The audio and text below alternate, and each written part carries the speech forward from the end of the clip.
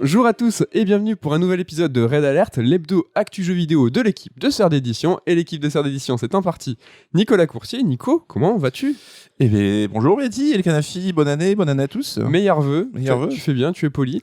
C'est vrai que c'est la reprise. C'est la reprise, comme dirait Zizou. Ouais, la plupart des saisons de podcast se font après l'été, tu vois. Septembre, c'est la fin d'une saison, c'est la rentrée des classes. Nous, on est plus en mode rentrée fiscale. Rentrée fiscale. Non, mais c'est vrai qu'on a les Red Alert, en tout cas, ils ont commencé fin d'année à peu près. Ouais. Donc là, c'est la vraie, je peux dire, vraie saison 2 des Red Alert. Exactement. Nouvelle année complète à couvrir l'actu du jeu vidéo. Donc, on était en vacances. Est-ce que les vacances, c'était cool ? C'était très bien, hein. C'était très cool, ça a fait du bien. Reposant. Ouais. On a pris les vacances un peu en décalé. C'est vrai c'était 2 semaines complètes après les fêtes. Donc, vous avez l'impression qu'on s'est touché là. Non, on est rentré lundi, hein. On est revenu en vacances lundi. D'ailleurs, on est reparti en télétravail, ça c'est bien pénible. Ah oui, c'est vrai que c'est un petit peu régressif aussi. Quel dommage. On regarde en arrière avec le Covid et on va encore regarder en arrière avec cette émission. Un dernier coup de rétro avec 2021, avec les jeux qu'on a fait donc du coup pendant les vacances de Noël. Et dans une seconde partie de l'émission, nous nous projetterons de plein pied dans l'année 2022 avec nos attentes sur les jeux qu'on attend le plus, nos espoirs, peut-être nos coups de cœur, en tout cas on l'espère. Vous retrouverez aussi évidemment à l'interlude top 3, le fameux et célèbre top 3 qui vient marquer le milieu de l'émission, mais avant c'est la rubrique retour sur, mais comme je viens de vous l'annoncer, cette fois on déroge à la règle. Pour cette première édition de l'année, on va faire un gros retour sur, mais sur les jeux qu'on vient de faire pendant les vacances. Coucou, est-ce que t'es motivé et chaud pour qu'on commence sur The Gunk, donc un jeu développé par Image & Form, donc un studio suédois. Je vais un petit peu à chaque fois parler de d'où viennent les studios parce que sur la seconde partie, on va faire les attentes et je trouve que c'est rigolo de se dire il y a pas mal de jeux européens, des jeux américains, des jeux japonais et finalement on tordre le cou. Non, on va se rendre compte qu'on n'attend pas tant que ça des jeux finalement japonais. Nous qui sommes la fin d'une belle histoire. La fin d'une belle histoire. Bon, je vais essayer de te parler de The Gunk en tout cas, juste décrire un peu qu'est-ce qu'est le jeu, tu vas me dire si t'es OK parce que tu l'as fait, on l'a fait tous les deux. OK, je serai impitoyable. Alors non. Est-ce que The Gunk, pour toi, t'as pas l'impression que c'est un peu un univers et des décors façon Returnal, mais pas agressif et plutôt cartoon ? On joue une exploratrice en fait qui va nettoyer une planète d'une matière noire, donc la corruption, un classique du jeu vidéo, même de tous les médias possibles quand on raconte une histoire, avec un aspirateur et un gameplay façon Luigi's Mansion. Une fois que la corruption est aspirée, la nature elle reprend ses droits façon Okami, libérant par la même occasion faune et flore. Le tout saupoudré un petit peu de Metroid Prime pour l'aspect planète inconnue, mais surtout pour le scan, parce qu'il faut scanner absolument tout. Et je m'en suis rendu compte que à partir de 1 heure et demie, il faut vraiment tout scanner, c'est ça qui va débloquer les améliorations du jeu. Est-ce que sur la tonalité du titre, t'es plutôt OK avec ce descriptif ? Alors je suis OK niveau influence, mais je trouve que ça serait lui faire grâce d'inspirations qui sont quand même beaucoup plus prestigieuses que le résultat final. Ça y est. Ça sent un peu. Non, sans dire que ça commence l'année un peu vénère déjà. Non, sans dire que c'est nul. Je pense qu'on partage un peu le même constat, c'est que c'est sympatoche, quoi. C'est très sympatoche. En tout cas, sur l'aspect aspirateur, j'ai parlé de Luigi's Mansion. Donc il y a sur cette planète The Gunk, c'est elle c'est l'exploratrice. Donc c'est un duo en fait qui atterrit, on sait pas trop pourquoi. Des scavengers. Des scavengers. C'est à la mode ce mot. C'est le mode à l'anglais, très à la mode. Cette langue a de l'avenir. Franchement, l'anglais.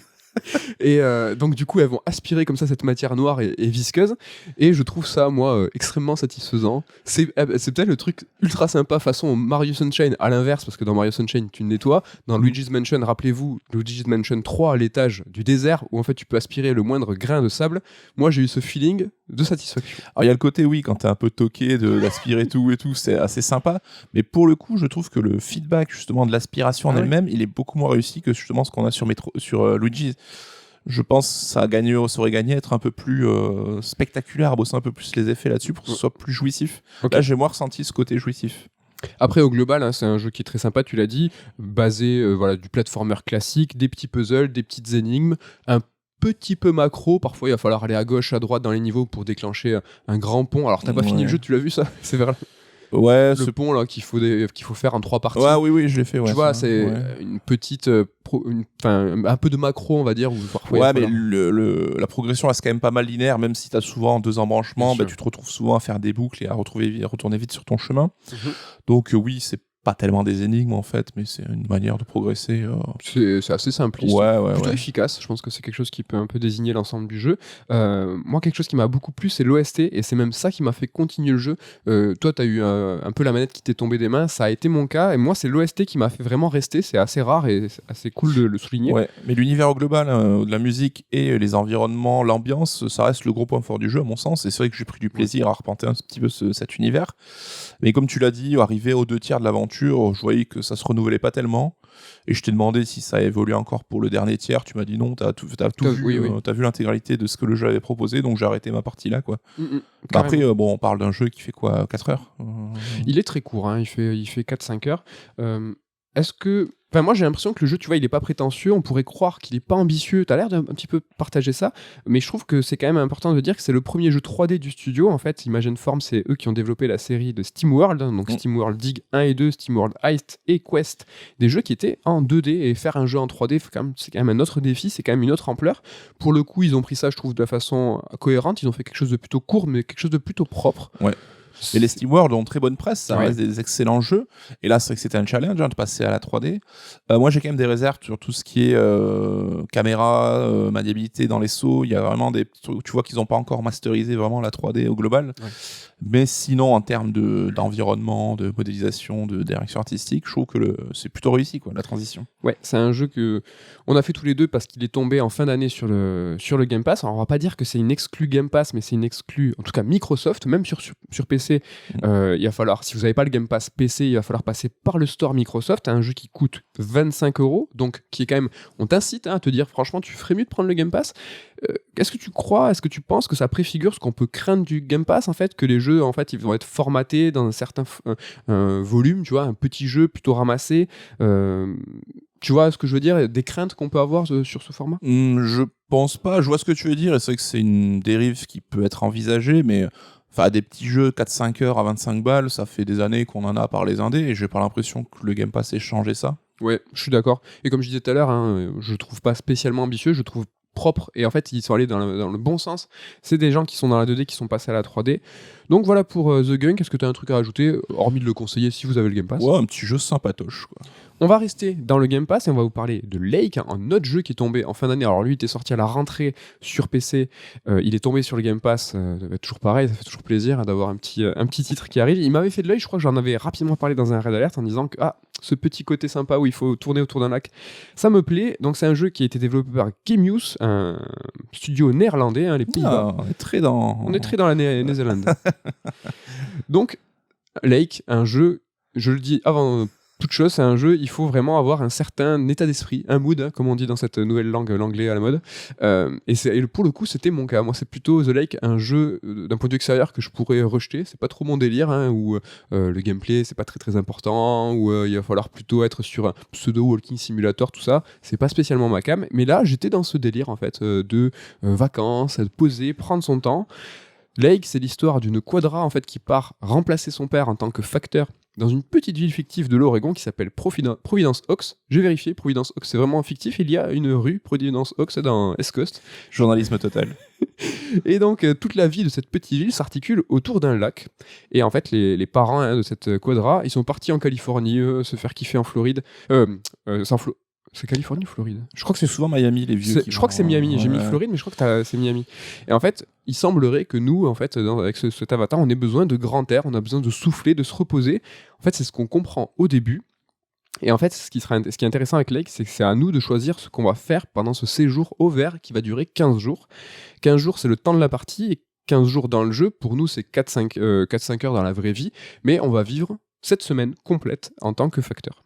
7 semaines ou 15 jours? 7 semaines. 7 semaines. 7 personnes. Alors le jeu, en fait, il va traiter du thème du temps qui passe, plutôt classique, mais l'angle d'attaque, en fait, qui est abordé est plutôt original et plutôt différent. Donc on joue déjà une nana, en fait, qui part à Providence Oaks, je l'ai dit, mais en fait c'est une fille, en fait, qui travaille pour une entreprise informatique qui crée des outils de gestion de planning. Donc c'est une mise en place intéressante de la thématique. Déjà, c'est quelqu'un qui dans la vie travaille dans une grande ville et pour une société qui va plutôt gérer les plannings, et une société qui va avoir un certain avenir, et on va voir nous si on a envie de prendre part à l'avenir de cette société, ou plutôt peut-être rester dans cette petite ville une fois qu'on aura été convaincu par la quiétude de ce lac en fait qui est un peu enivrant, un peu, tu vois. Ouais, c'est un peu la crise de la quarantaine. Est-ce que je change de vie ou est-ce que je reste engoncé dans ma routine? C'est ça. Il y a un petit côté moderne parce que l'héroïne est célibataire, sans enfant. Il n'y a pas de sous-texte en disant t'as cette situation, t'as raté t'as ta vie. Alors c'est un jeu qui prend place dans les années 80. Donc à l'époque, je pense que c'est quelque chose, un cliché qui aurait pu être véhiculé en disant bah ouais, mais il y a 40 ans, t'avais pas fait ta vie à 40, qu'est-ce qu'il en est? Là, c'est pas du tout le cas. Ça a ce petit côté déjà moderne de voilà, non, je suis nana, j'ai 40 ans, j'ai choisi d'être solo. Non, franchement, ça c'est plutôt très très cool. Donc le jeu, il nous invite évidemment à l'introspection par sa thématique, mais aussi par la simplicité de sa proposition. C'est un jeu qui est court, qui est direct, avec un objectif simple et routinier. Ça c'est très important, c'est routinier, tu fais toujours la même chose sur ces 15 jours, donc ces 2 semaines, tu vas faire tous les jours la même. Il y a ces jeux un petit peu, ces jeux boulot, c'est un petit peu le cas aussi, et en fait il n'y a pas de façon de se distraire, ou du moins de se laisser distraire. Tu as un objectif, c'est fastoche, et t'as pas un peu de moyens. C'est un petit monde ouvert qui est autour de ce lac, avec cette petite ville, mais t'as pas l'occasion de faire des trucs à gauche, à droite. Faut que tu ailles livrer ton courrier. Ouais. Mais est-ce que tu peux dire, aujourd'hui je livre pas le courrier, je bouge pas, le temps passe, ou t'es obligé quand même d'accomplir Non, il faut livrer ton courrier. Tu n'as rien d'autre à faire. Est-ce que comme en vrai, tu peux faire semblant de dire que les gens étaient pas chez eux alors qu'ils étaient chez eux? Ça, tu peux pas faire. En fait, faut que tu livres le courrier, t'as pas de contrainte de temps, t'as pas de risque non plus, ni de te tromper, tu peux pas te tromper. Donc t'as des colis à livrer ou des lettres. Quand t'as un colis à livrer, il faut que t'ailles derrière ta petite camionnette, que tu prennes le bon colis et que t'ailles frapper à la porte. Si la personne n'est pas là, tu laisses sur le pas de la porte. Tu peux pas te tromper, on te laisse pas le choix. Et donc, tu peux pas te cracher ta camionnette, il peut rien se passer. Si par exemple tu te gares tu peux choisir de te garer en plein milieu de la route, tu vas créer un bouchon éternel, c'est pas grave, il n'y a pas de conséquences là-dessus. Il y a tout qui est lent, le véhicule est lent, notre personnage est lent, tu as une fonction pour accélérer le pas, tu vas pas courir, mais tu vas juste accélérer le pas. Franchement, c'est dur de voir la nuance entre les deux. Donc c'est vraiment quelque chose, tu vois, qui t'invite par la thématique partout à prendre ton temps. Faut y aller calmos. Je l'ai dit, le jeu il se déroule dans les années 80, en septembre 86. Et donc, il n'y a pas Internet, il n'y a pas de réseaux sociaux, il n'y a pas de téléphone. On n'est pas, en tant que personnage, on n'est pas parasité. Tu vois, il y a une distanciation qui se fait avec le temps d'aujourd'hui. Tout est là pour te dire, prends ton temps, tranquille, on y va. Doucement. Mais t'as même pas genre des instants de chill où elle va se poser, je sais pas, sur un banc devant le lac pour contempler un peu, faire le point sur sa life. T'as 2-3 fois des moyens d'avoir des petites quêtes comme ça. T'as un pêcheur par exemple, tu vas pouvoir l'aider à faire un truc ou aller sur le lac, sur une barque, qui vont un peu t'inviter à faire des trucs autrement, mais t'as pas d'occasion, t'as rien à faire, t'as vraiment le moteur physique est éclaté, t'as que ta quête à faire. Et tu vois par exemple cette quête, moi j'étais content de la faire et j'étais content qu'il n'y ait pas de quête annexe parce que j'étais dans ce mood, je vous l'ai dit tout à l'heure, de tranquille, je prends mon temps et en fait je voulais qu'on me laisse ultra tranquille. Et en fait les quêtes annexes dans ce jeu, c'est des gens qui veulent profiter de toi, mais je trouve que c'est vraiment mis en exergue de ouf, tu vois. C'est en fait, je trouve une mise en perspective assez intéressante de ce qui est la quête annexe. Et quand tu réfléchis 2 secondes, dans les jeux, à chaque fois, tu vas pas faire connaissance avec quelqu'un comme dans la vie. Une fois que t'es pote, tu vas te permettre de dire, au fait, ça m'arrangerait. Dans les jeux, c'est salut, est-ce que tu peux faire ça? C'est les gens qui abusent, quoi. Ouais, c'est ça, tu fais, mais non. Je connais pas. Et là, ça m'a sauté aux yeux, tu vois. Il y a plein de gens que j'avais jamais vus de ma life, tu vois, et qui connaissaient mon père, parce que ton père est le facteur habituel, et qui arrivent et qui disent, gros, tu peux faire ça. Non, mais trop. Mais j'avais pas. Mais toujours dans le cadre de ton travail, j'imagine. Alors, c'est ça qui est rigolo, mais pas tellement. T'as vraiment des gens qui veulent vraiment, qui abusent de ouf. Tu vois, par exemple, t'as une petite boutique où t'as la nana qui est vraiment pas sympathique et qui doit s'entraîner à développer des photos, mais elle a pas le temps de prendre des photos. Et elle te dit, tu veux pas prendre des photos pour moi? Et là, en fait, ça te débloque une fonctionnalité dans le jeu où tu vas pouvoir prendre des photos, ce qui est ultra important vis-à-vis de la simplicité du gameplay. T'as vraiment cette fonction en plus. Grosse feature, quoi. Ah ouais, vraiment grosse feature. Je prends une ou 2 photos. Et je retourne la voir et elle me dit bon, t'as pris des photos quand même, tu vois, genre elle me met un peu la pression, tu vois. Et j'avais envie de lui dire je sais pas, tranquille. Et en fait t'avais vraiment une fonction en fait dans le jeu qui te dit non mais si t'es saoulé, tu lui rends l'appareil et tu lui dis que c'est bon ça. Et du coup j'ai dit mais ouais non vas-y tiens je veux plus. Et du coup la nana elle fait non mais si tu m'aides pas tu peux sortir, tu m'as déjà livré le courrier, et elle te bolosse quoi. Et franchement ça c'est ultra intéressant parce que le jeu il va te permettre de refuser ces quêtes annexes et en fait fait, tu as vraiment le choix de dire non, laissez-moi tranquille. Et très personnellement, par exemple, tu vois, tu peux aller au cinéma avec une amie, je l'ai pas fait. Tu peux partir à la pêche avec quelqu'un, tu peux faire une balade en forêt, tu peux avoir une pseudo-amourette qui va avoir une influence sur la fin du jeu. Tu peux prendre des photos, tu as vraiment pas mal de choses, alors on va dire une demi-douzaine, je pense, de petites activités comme ça. Et ben moi, je les ai systématiquement refusées parce que je voyais que les gens voulaient abuser de ma gentillesse. Et il y a vraiment 2-3 personnages qui, eux, en fait, vraiment voulaient partager quelque chose à un moment. Et là, j'ai joué le jeu, tu vois, j'y suis allé. T'es là pour taffer, toi, faut pas. J'étais là. Pas te déranger, quoi. J'étais là pour taffer, mais j'étais surtout là pour me reposer. J'avais un peu pris, tu vois, le postulat du personnage qui avait quitté sa grande ville pour souffler. Bah, moi, c'est ce que je voulais faire, tu vois. Je voulais souffler. Donc, on m'a laissé le choix de refuser. Et du coup, j'ai refusé. Le soir, du coup, je voyais personne. Et en fait, le jeu va te dire, le soir, tu veux faire quoi ? Tu veux lire. Alors, tu lis. Alors, moi, j'ai beaucoup lu et je suis arrivé à quasiment... Alors, je sais pas si je suis arrivé à la fin. Je crois que je suis pas arrivé à la fin du livre, mais tu peux te taper 12 chapitres et le personnage commence à lire. Et tu peux suivre l'histoire. Tu peux regarder la télé. T'as le soir ton boss, tu sais, de cette fameuse société informatique là, qui t'appelle et qui aussi te met la pression un peu. Et qui te dit, mais il est très gentil. Tu comprends que t'es un peu son bras droit. Il te dit, franchement, tu peux pas relire ses contrats, il y a quelque chose d'important. Tu peux l'envoyer paître. Hein. Ce que j'ai pas fait, bizarrement. Et ça me rassure.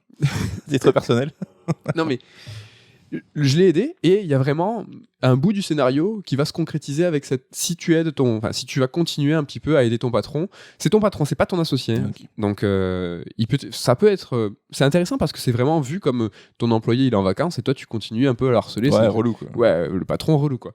Bref, là moi j'ai un peu continué et il y a quand même le scénario va déboucher sur quelque chose à la fin, ce choix sans spoiler que vous imaginez, est-ce que tu as envie de finir ta vie après ces 15 jours convaincu par cette petite ville ou est-ce que tu as envie de revenir en ville avec une certaine perspective, etc., etc. Donc là, je vous en dis pas plus, mais voilà, si vous aidez votre patron, il y a peut-être quelque chose qui va un petit peu se débloquer. Juste aussi pour le petit truc sur cette navigation que tu as avec ta camionnette qui va très lentement et tout, je l'ai joué un peu roleplay aussi, c'est que tu as une fonctionnalité qui te permet de désactiver le GPS mais aussi la boussole qui tourne sur elle-même quand toi tu tournes avec ton camion, tu vois. T'as une carte, tu peux choisir d'avoir une carte qui ne bouge pas et qui n'a pas de nord, de sud. Okay, c'est à l'ancienne. Et c'est vrai qu'au début, j'ai un peu galéré. J'étais souvent appuyé sur Start à remater un petit peu cette carte.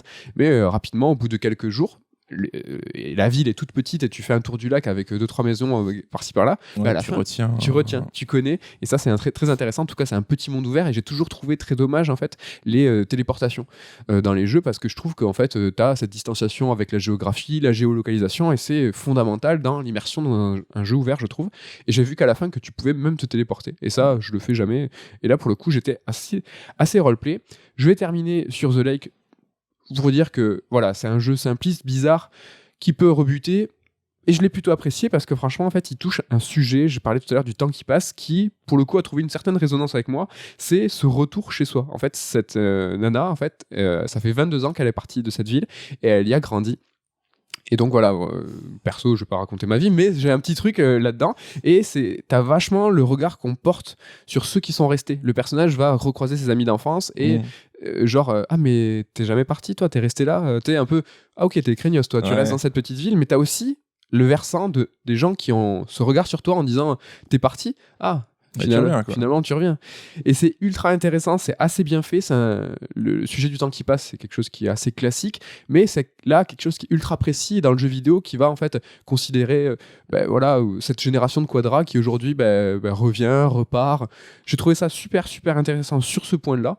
Et donc voilà, si vous avez l'occasion et que vous avez une thématique qui peut vous parler et que vous avez envie d'être chill, ça c'est très important, je vous le conseille. Ça donne envie, parce que c'est vrai que moi cette tendance des jeux boulot un peu, pour moi c'est un peu l'antithèse de ce que j'ai envie de faire, hein, mais pourquoi pas là, ce côté un peu tranquillou. Un peu tranquillou bilou, restons sur le tranquillou bilou et restons dans le Game Pass, encore avec un jeu, Myst, qui est tombé. Oui, voilà. Alors c'était un des jeux que j'avais envie de faire, un de mes objectifs de rattrapage pendant les vacances, hein, donc c'était le remake du classique du jeu PC qu'on connaît bien. Et j'ai pas pu, j'ai essayé, j'ai passé toute une journée dessus, mais pour moi aujourd'hui, Myst, c'est trop dur, je le dis sans honte, hein. Trop dur, trop archaïque, hein. Donc c'est un jeu d'énigmes, hein. Tu te balades sur une petite île et tu vas débloquer en fait à chaque fois des sortes d'autres maps, hein. C'est des âges, ils appellent ça, donc à chaque fois tu vas dans un monde différent. Et c'est ultra chaud, parce que Myst, ça reste une référence, mais c'est un peu un ancêtre du point and click. un jeu de l'époque où justement tu avais toutes les options de confort, toutes les aides, tous les moyens de guider le joueur n'existaient pas vraiment. Et ils ont pas trop, je trouve, su placer le potard sur le niveau de difficulté. C'est-à-dire que déjà, pour... À l'époque ou aujourd'hui ? Tu penses aujourd'hui, que à l'époque, dès l'époque, je pense qu'à l'époque c'était compliqué, mais c'était le temps où on séchait devant un jeu, on s'en foutait, tu vois, on passait des heures et des heures et c'était normal de galérer parce que c'était comme ça que ça fonctionnait, quoi. Et t'as pas retrouvé ce charme de la difficulté dans le sens justement bloquer plusieurs heures sur une même énigme, voire plusieurs jours, t'as pas eu une nostalgie bizarre ? Or moi ça a jamais été ma passion et même aujourd'hui c'est quelque chose que j'évite, hein. C'est vrai que j'ai tendance, c'est vrai aujourd'hui, à pas être très patient et ne pas hésiter à aller voir une soluce si je bloque plus de 20 minutes, ce qui est un peu con, hein, je l'admets. Mais là rien que la première énigme, la manière de débloquer un peu les événements quand t'arrives sur cette map, déjà je trouve que c'est pas évident du tout. Et j'ai essayé, mais alors ils ont fait quand même des efforts justement pour rajouter un petit peu d'options de confort, ton perso peut courir. Là, c'est des déplacements libres, hein, c'est plus de l'écran par écran comme on avait à l'époque. Ah, tiens, oui, c'est donc ce que j'allais te c'est dire. quand même plus souple. Et je pense que j'ai, quoi qu'il arrive, c'est la version de Myst la plus souple qu'on ait jamais vue. Donc là-dessus, il n'y a pas de problème. Ça reste beau parce que c'était incroyable à l'époque. Oui, alors tu vois les images aujourd'hui, évidemment, ça a bien vieilli, mais ça reste plutôt joli. Hein, Ok. c'est refait. Alors je crois que c'est sur Unreal Engine, donc c'est plutôt propre, sans être. Ça fait un peu carton-pâte hein, quand même, donc un petit peu. Ça manque un peu de vie quand même, mais c'est plutôt sympa. Mais c'est que t'es jamais vraiment guidé. Des fois, tu trouves un livre tu dois feuilleter sur plus d'une trentaine de pages et trouver toi-même des indices dedans. Et tu sais, t'as pas genre, vous avez trouvé l'indice, tu sais, genre le perso le retient et devant l'énigme, on va te dire, tiens, t'avais cette information qui pourrait t'aider. Ce qu'on appelle aujourd'hui un peu les feedbacks, quoi. C'est que t'as quelque chose qui va te dire, là, normalement, t'as dû trouver. Ouais, t'as trouvé le début de la piste et continue, machin. Donc c'est genre, je prenais mon écran photo avec mon téléphone pour me rappeler de certains schémas et tout. C'est rigolo. Et t'as même des moments où c'est des notes de musique qu'on te demande de retenir et passer d'une machine à l'autre pour les reproduire derrière. Enfin, c'est super chaud. C'est pas vrai. Des notes. Attends, des mais notes là, de musique. Alors, tu peux trouver une gruge de manière plus mécanique, hein, donc pour t'aider. Mais c'est pas à l'oreille, carrément. Alors, si tu trouves pas la gruge, c'est à l'oreille quand même. Et si t'as pas l'oreille un minimum musical, c'est pas évident. Et alors, j'ai arrêté. Alors, ceux qui connaissent, peut-être vont se marrer, mais à un moment, t'es dans une sorte de tramway, un truc mécanique un peu que tu diriges avec des leviers. C'est culte, hein, même moi je vois un petit peu. Ouais. J'ai dû brancher une souris sur ma Xbox parce qu'à la manette je trouvais ça trop pénible. Et c'est que t'es perdu dans des trucs sans fin. Et c'est que ça prend 10 ans, quoi. Ouais, j'aurais trop aimé voir la scène. Ouais, t'étais là sur ta table basse du coup? Parce qu'on peut jouer à la souris, hein, effectivement. Donc c'est vrai que c'est un jeu qui a été pensé pour la souris. Et voilà, c'est là où je me suis dit, je suis trop vieux pour ces conneries. Myst, ça y est, je le mets définitivement à l'écart des jeux que je ne ferai jamais. Tu l'as abandonné comment? Avec quel état d'esprit t'étais? J'ai rage quit. T'as rage quit parce que pas j'étais triste, justement, en disant. J'aurais aimé continuer. Après, c'est que le jeu, il est pas forcément ultra linéaire dans le sens où tu peux débarquer dans un âge et faire et pas. Enfin, ça dépend par lequel tu commences, quoi. Mais là, je m'étais perdu dans des couloirs sans fin où déjà, pour comprendre ce que le jeu veut te dire et comprendre la logique, c'est pas évident. Et une fois que tu l'as fait, l'appliquer là aussi n'est pas forcément évident. Et une fois que tu as fait tout ça, 2 secondes après, bam, tu retombes sur une autre énigme et tu recommences à zéro la mécanique. Donc c'est quand même ultra laborieux. Il n'y a pas de temps mort, c'est comme The Witness en fait, tu passes d'énigme en énigme. C'est marrant parce qu'on savait tous que The Witness était inspiré de Myst, hein. Il n'y avait pas trop de secrets là-dessus, tu étais sur une île à résoudre des énigmes. Mais en revenant sur Myst, après avoir fait The Witness, c'est abusé, c'est vraiment l'héritier spirituel. Tu sais, ce côté ambiance chill, il n'y a pas un bruit, tu as des panneaux placés à des endroits un peu incongrus pour déclencher des mécanismes. C'est pas un peu plus dans la diégèse, il y a pas... Enfin, tu vois, dans The Witness, tu as des panneaux avec des labyrinthes en plein milieu, ça n'a aucun, entre guillemets, aucun sens. C'est un peu mieux, là, un peu plus logique dans T'as des objets, c'est un peu plus logique. Un truc que les fans pourront peut-être regretter, c'est qu'il y avait ces cinématiques en FMV à l'époque où tu voyais donc des vrais acteurs qui incarnaient des persos. Là, ils ont remplacé ça par de la 3D, donc de la 3D très moche. Mais dans les options, tu peux revenir au FMV de l'époque. Par contre, c'est pixelisé à une résolution dégueulasse. Belle compression. Ouais, donc ça reste quand même un monument du jeu vidéo. Et ceux qui ont connu le jeu à l'époque, je pense qu'ils seront très contents de revenir sur une version améliorée et qui, justement, est la meilleure version de Myst à ce jour. Mais je pense que si on n'a pas le bagage derrière nous et un peu les énigmes qui restent en tête, c'est très très compliqué. C'est encore plus dur qu'un LucasArts. à se remettre dedans. Ah non, mais c'est le point and click le plus compliqué que j'ai fait, vraiment. Hein. Et par contre, ce qui est cool, c'est que justement, si vous êtes un routard de Myst et que vous dites ah mais c'est con, je connais toutes les solutions, c'est dommage, il y a un truc pour générer des solutions aléatoires pour les routards justement, pour pouvoir un peu découvrir le jeu d'une manière toujours un peu neuve. plus. Comme quoi ils existent. Donc ouais, non mais c'est cool parce qu'ils ont vraiment, je trouve, réfléchi leur taf et ils l'ont vraiment imaginé comme le pied à l'étrier pour les nouveaux venus, même si à mon sens ça reste quand même très très complexe. Il est haut l'étrier. C'est ça, il faut une échelle de pompier et une manière aussi de réappréhender le jeu si tu le connais déjà par cœur. Donc après voilà, c'est dans le Game Pass, donc essayez-le et venez me dire si vous avez galéré, venez vous moquer de moi si jamais vous voulez le speedrunner en 2 secondes. Ce qui a l'air cool, c'est que les devs, ils sembleraient plus penser aux vieux de la vieille avec des énigmes qui ont été régénérées aléatoirement que ceux comme nous ou toi qui ont... Ils ont pas touché au cœur du jeu en se disant on va rendre ça plus friendly et tout. Je pense que c'était une volonté, tu vois, de pas toucher au mythe. Ouais. Oh, joli. J'avoue. Et voilà, donc, mais c'est vrai que je se regrette un peu de me dire que je ferai jamais Myst du coup. Tant pis. Tant pis. Un autre jeu que tu as abandonné, et là, mon grand regret, c'est le jeu de Arkane Lyon, Deathloop, qui est sorti l'année dernière. Ouais, alors Deathloop, c'est le fameux adage c'est pas toi, c'est moi. C'est-à-dire que j'ai joué 3-4 heures, j'ai pas accroché. Mais parce que je trouvais le jeu trop complexe, les gens vont croire que je suis un gros débile entre Myst et Deathloop, là.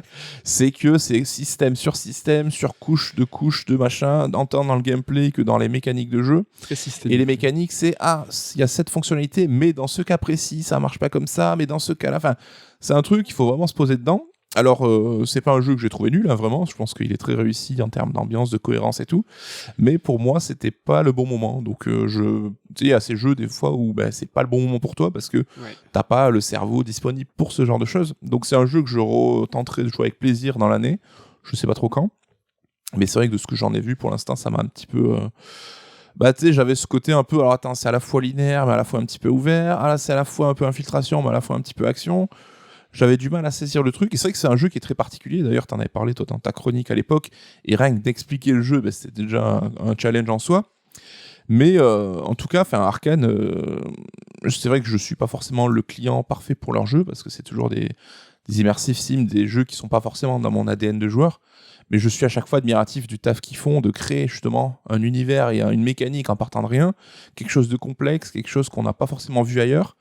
Et ça reste vraiment des tueurs, et je trouve ça assez ouf ce qu'ils font, quoi. Ouais, vous arrivez pas à vous synchroniser les jeux et toi. C'est que ça. Tu vois que les titres ils sont de grande qualité, mais ça matche pas. Ouais, je te dirais jamais c'est nul, c'est de la merde, Deathloop et tout. C'est juste, c'est pas pour moi. Alors peut-être que je trouverai le moment où. Peut-être pas pour toi maintenant. Voilà. Que faudra trouver. Comme je pense plein de gens jouent à Dark Souls une première fois et disent c'est pas pour moi. Puis si tu retombes dessus, ça peut fonctionner, quoi. Donc Deathloop qui n'est pas sur le Game Pass, contrairement aux précédents jeux et aux jeux qui arrivent. Hein. Donc là on va parler du jeu Lodos. Alors je vais vous dire le titre une seule fois, ça s'appelle Record of Lodos War Ridley in Wonder Labyrinth. C'est un Symphony of the Night-like qui est développé par la team Ladybug, une team indé japonaise. Hein. C'est, j'ai l'impression, pas si commun que ça.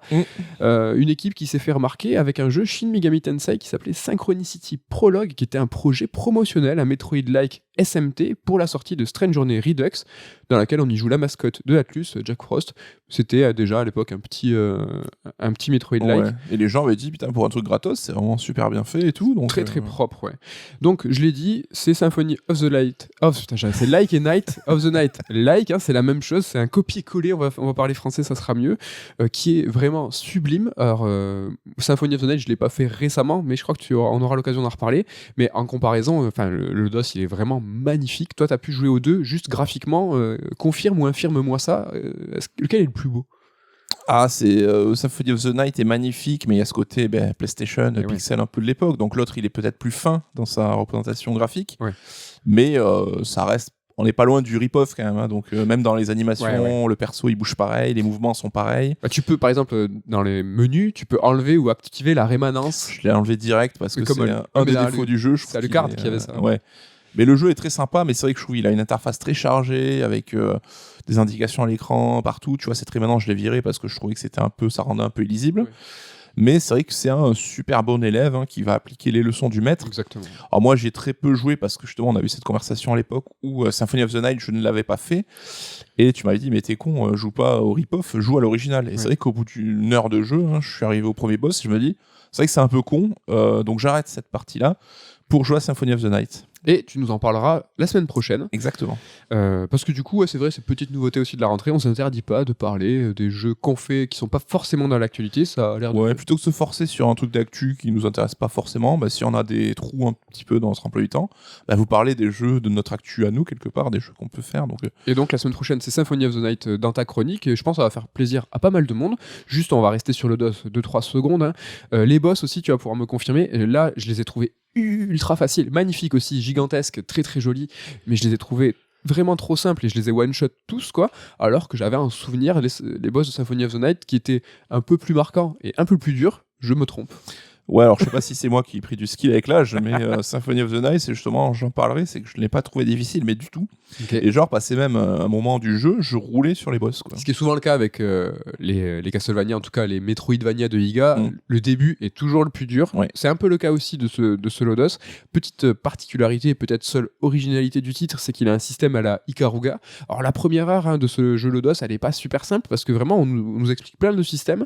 Je trouve qu'on c'est pas très bien expliqué, et c'est pourtant ultra simple. C'est juste qu'on a un esprit du vent et un esprit du feu, qu'on peut alterner avec une gâchette. Quand on est à l'esprit du feu avec nous, on absorbe les boules de feu. Quand on a l'esprit du vent, on absorbe les boules qui sont bleues. Ouais.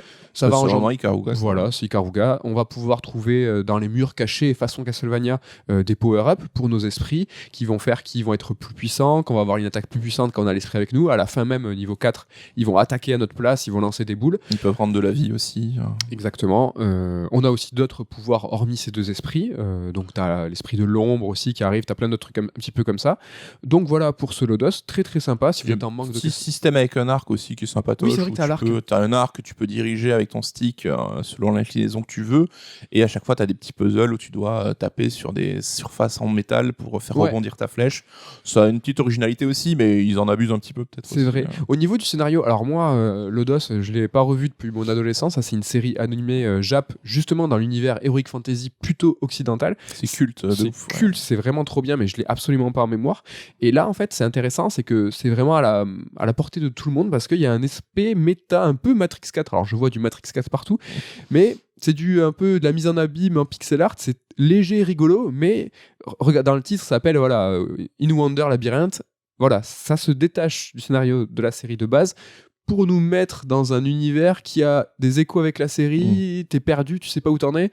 À la fin, tout se conclut, c'est compréhensible. Donc, si vous n'avez pas regardé la série, vous pouvez y aller. Et c'est encore une fois sublime et extrêmement attirant. Moi, j'adore la direction artistique de la série. C'est vraiment, l'Heroic Fantasy vu façon Jap, c'est quand même assez rare et c'est une tuerie, quoi. Ouais, alors Lodos, c'est vrai que c'est culte et c'est un des premiers gros événements japanime, j'ai l'impression, qui est arrivé en France. Et c'est vrai que nous, on l'avait vécu quand on était tout jeune. Hein. Et ça a toujours cette aura malgré tout.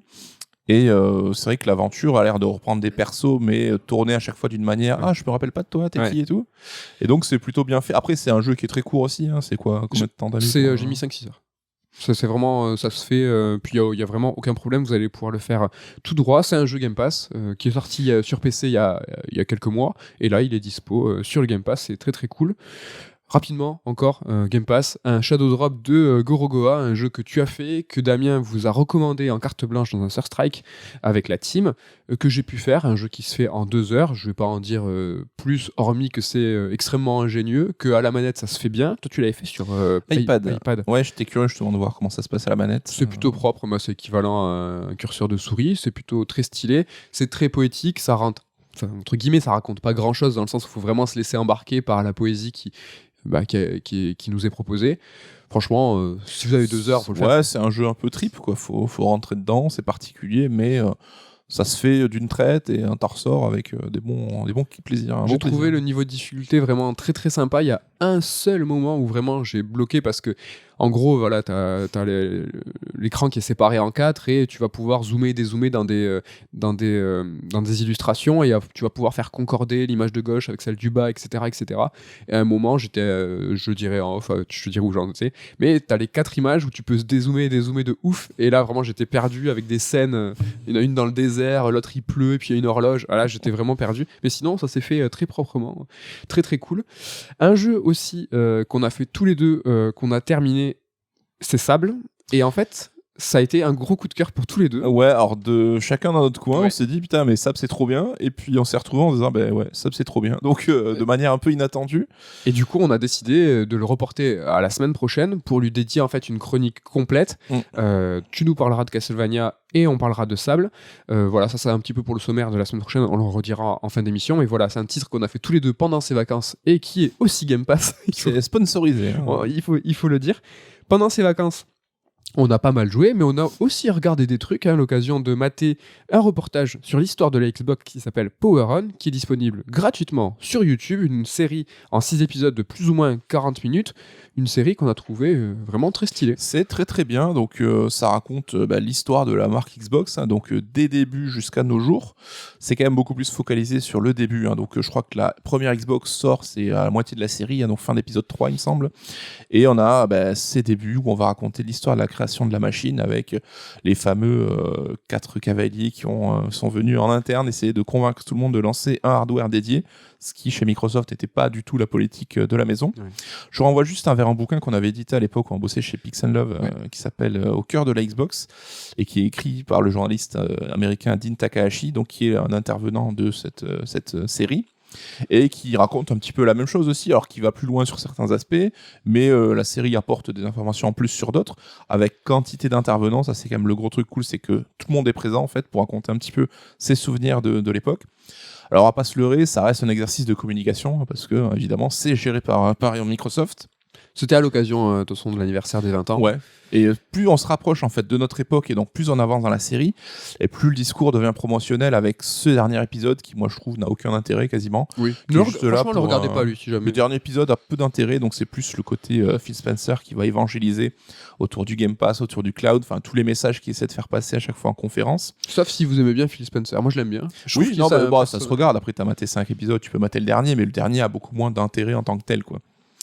Et par contre, ça reste promotionnel, mais pour autant, il ne détourne pas les yeux hein, sur les ratés qu'il y a eu, donc à savoir les réticences par exemple de Bill Gates au tout départ, qui ne voulait pas entendre parler d'un projet Xbox, le Red Ring of Death, le fameux Red Ring of Death sur la Xbox 360, qui a droit quasiment à un épisode dédié. Ouais. Ça c'est intéressant, c'est que ça se focalise pas que sur la Xbox première du nom, il y a vraiment ce passage sur la 360 avec cette catastrophe industrielle hein, qui a coûté des millions. Mais quand on y revient après coup en se disant mais c'était un truc de ouf, hein. C'est vrai que je trouve que les joueurs ont l'un dans l'autre étaient quand même plutôt accommodants avec ça, avec la marque, parce que Xbox aussi a fait ce qu'il fallait pour faire du SAV performant derrière, mais ils n'avaient pas d'autre choix. Oui. On revient aussi sur le fiasco de la Xbox One, hein, donc avec même Don Matrick qui ressortent un peu du formol pour revenir un petit peu parler de ça. Don Matrick qui est aujourd'hui le sosie de Austin Powers, hein, c'est assez rigolo. Alors, Don Matrick, il est là et il assume évidemment quand même pas mal de choses sur ce fiasco, mais on voit quand même qu'il repointe un peu la responsabilité vers Bill Gates qui voulait aller sur le côté Kinect en disant mais pourquoi on a loupé le créneau motion gaming de la Wii. On a aussi la responsabilité qui est renvoyée à Steve Ballmer qui insistait pour avoir plus de hardware Xbox. Donc peut-être qu'on est tombé sur Matrick tous, mais c'est peut-être qu'il avait aussi des choses des circonstances atténuantes là-dessus. Je trouve qu'il se gargarise pas trop d'avoir été précurseur et visionnaire. Tu vois, ils auraient pu dire Xbox One, ça a été une catastrophe, mais rappelez-vous, notre plan initial, c'est juste maintenant, quoi. Ouais, là, c'est vrai qu'il tourne le côté les erreurs, c'est plus on fait pénitence, on a compris, désolé, on le refera plus. Après, sur la 3.6, je trouve qu'ils en mettent quand même une couche en mode on était les rois du monde, on était les meilleurs, on a tout défoncé, c'était la période bénie. C'est vrai que la 3.6 a été une belle réussite, mais là, je trouve que ça manquait peut-être un poil de nuance. Mais en tout cas, c'est intéressant parce que toute cette section de la Xbox à nos jours, c'est quelque chose que nous, on a connu en tant que joueurs. Oui. Et de le redécouvrir de cette manière un peu en accéléré, je trouve que ça donne... ça met en perspective un peu ces moments clés de l'histoire du jeu vidéo, et pas que de Xbox, hein, de l'histoire globale. On sait par exemple que parfois, ça tient pas à grand-chose. On a le fameux Do It du président de Sony, à Kutaragi pour lancer la première PlayStation après que Nintendo les ait envoyés chier sur l'histoire du CD-ROM, donc après cette trahison de Nintendo, là où tout le monde à la base pensait que c'était Sony qui avait retourné sa veste. Et de la même manière un petit peu, on a Bill Gates qui va lâcher aussi un Do It parce que on sait que Sony était devenu un petit peu arrogant avec sa PlayStation, et l'arrivée de la PlayStation 2, Sony avait carrément dit c'est la mort du PC, c'est nous qui allons tout bouffer, et c'est ça qui a lancé Xbox, donc il y a lancé Microsoft dans le domaine du jeu vidéo. Donc c'est marrant de voir que des petits trucs qui peuvent être un petit peu anodins et qui souvent une répercussion de la communication de ton adversaire peuvent changer carrément quelque chose dans une société et en faire un acteur aujourd'hui qui a 20 ans derrière lui. Donc ça tient vraiment pas à grand-chose, quoi. C'est ça qui est important. Tu viens de le dire, 20 ans, on a encore cette image de Microsoft. Sinon, il y a 4 générations, ils ont une génération d'écart avec Sony, quoi. Enfin, c'est pas aujourd'hui, c'est la même chose. Ils sont. Ça reste un challenger dans le sens où Microsoft, ça reste une boîte qui gagne beaucoup plus de thunes avec ses autres activités qu'avec le jeu vidéo. C'est une boîte qui faisait du software, Windows, le pack Office et tout, donc du logiciel en fait, pas de machine dédiée en interne. Et on voit justement toute la complexité que ça a été de faire changer la mentalité en interne. Donc à la base, comme PlayStation chez Sony, Xbox chez Microsoft, c'était un petit peu mal vu, c'était un petit peu les losers qui étaient là-bas. Et le jeu vidéo, même s'ils en faisaient un petit peu sur PC, c'était quelque chose de marginal au sein de la société. Et donc, de voir ça, comment ils ont su faire évoluer ça en interne, ça reste quand même super intéressant. Ce qui explique aussi leur envie de presser le pas, de se délester de la machine, du physique. En fait, là, sur la One, ils étaient très pressés de dire non, mais on va faire du démat, on va faire du démat. Aujourd'hui, c'est le cas, on y est de plein pied. Oui, et c'est eux, un petit peu un retour à l'identité. Plus vite on arrive au middleware, mieux ça les arrange parce que c'est pas, et ça n'a jamais été leur première force, tu vois, de créer de la machine, quoi. Et d'ailleurs, la série met ça particulièrement bien en avant, c'est que faire du hardware, c'est ultra compliqué. Ça implique des problématiques dont on n'a pas idée, mais qui sont super complexes. En termes, justement, trouver des gens capables de fabriquer un hardware, de le faire tenir dans une boîte et qu'il soit fonctionnel, parce qu'on a vu que le Ring of Death, c'était aussi compliqué parce que c'était une question de problématique hardware. Ouais. Et aussi tout ce que ça entraîne en termes de logistique, de pouvoir être à temps là, enfin c'était vraiment ça très très bien mis en avant. Et ça montre aussi un petit peu le côté précurseur de Microsoft qui fait partie des GAFAM, et c'est lui qui a su s'intéresser aux jeux vidéo il y a 20 ans. Et là on voit aujourd'hui que Amazon, Facebook, Google, on en a déjà parlé, commençaient à lorgner sur le jeu vidéo. Microsoft peut au moins se targuer de dire moi c'est bon, je suis dans le sérail maintenant, j'ai plus à passer cette étape difficile. Et on voit que Google par exemple s'est planté là-dessus. Donc c'est quand même, ça reste un tour de force malgré tout, quoi. On voit aussi les tentatives de rachat de Nintendo, que c'est marrant parce qu'ils sont arrivés la fleur au fusil avant de se faire envoyer dans leur camp de manière un petit peu, ils sont arrivés un petit peu naïfs, quoi, là-dessus. Et voilà, je reviens juste pour le Ring of Death aussi, c'est quand même un élément super intéressant parce qu'on voit que en interne, ils paniquaient parce qu'ils ne savaient pas d'où venait le problème, en fait. Ouais, et c'est là, tu peux te dire, ils ont fait un produit défectueux, mais ils essaient d'en vendre. Tu vois, on a parlé du Joy-Con Drift aussi. Peut-être qu'en interne, c'est juste qu'ils n'arrivaient pas à savoir comment régler ce problème de manière efficace et de produire derrière en série. Donc c'est bien aussi d'avoir ce côté des coulisses un petit peu, même si on l'a dit, le message reste maîtrisé, ça reste de la communication. Ça remet un petit peu en perspective l'histoire du jeu vidéo et pas que de Xbox. Même si vous n'êtes pas fan de Xbox, moi j'ai pas d'accroche particulière pour la marque. Ça reste quand même super intéressant. Ouais, si vous êtes friand en fait des coulisses de l'industrie, on vous le conseille chaudement. Et en plus, c'est gratos, c'est sur YouTube, donc franchement, pourquoi se priver? Un autre truc qu'on a regardé, en tout cas, pour moi, ça a été assez rapide. C'est un petit mot rapidement sur la saison 2 de The Witcher. On est dans le jeu vidéo, donc rapido. Moi, j'ai abandonné au bout de 20 minutes de l'épisode 1. Carrément. Mais en fait, non, j'avais bien aimé la saison 1, mais toujours pareil, le principe des séries, quand il y a un an qui se passe, je décroche dans la. Tu vois, c'était même 2 ans, je crois, qui sont passés. C'était 2 ans, il me semble. Ouais. Dans l'atmosphère, en fait, j'ai un peu lâché, et puis j'étais un peu perdu. J'ai abandonné, peut-être que j'y retournerai. En tout cas, toi, tu l'as regardé, tu l'as terminé. Qu'est-ce que t'en as pensé? Ouais, comme la saison 1, c'était imparfait, c'était parfois cool, parfois cheap. Là, on est un poil niveau au-dessus, donc ils ont monté d'un cran, mais ça reste toujours un petit peu... On en parlait avec Damien, il disait c'est une série 6 sur 10, et je trouve que ça reflète bien mon avis là-dessus, même si c'est un petit peu caricatural. C'est une série 6 sur 10, sympathique, qui a des défauts, mais qu'on peut regarder sans déplaisir.